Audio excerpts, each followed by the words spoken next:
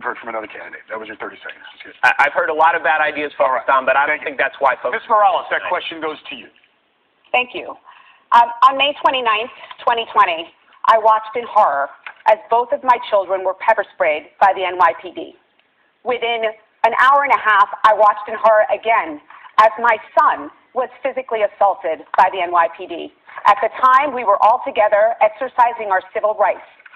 So one of the things that I think is highly problematic is the idea of, first of all, rejecting and attempting to represent the black and brown community in terms of defunding the police, and what I've called for is divesting and investing. And the second thing is flooding our subways with more police officers to address the social issues of homelessness and mental illness. That's 30 seconds.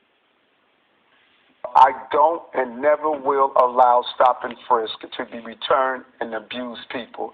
I know real solution for real people in New York is you have private security. You don't have to worry about any of that stuff. Okay. Eric Adams is feeling the monumentum, and let me just say that the important issue for New Yorkers that everyone understands that public safety is broad, complex, and it means making sure we're spending our dollars wisely, and I will have a moral budget that protects all our people. Let's be very clear for black and brown communities, neither defund the police nor stop and frisk. You don't nor speak for black and brown communities. How dare you assume to speak for black and brown communities as a monolith? You cannot do that. You cannot do that. Oh, I can. Yes, I just did. Actually was started by young black and brown people. You know what? You can't erase them in that way.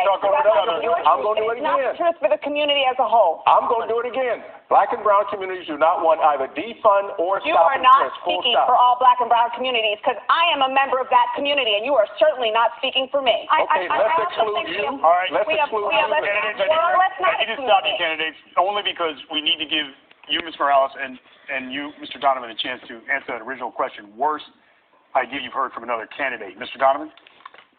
Look, I don't think you tuned in tonight to hear us attack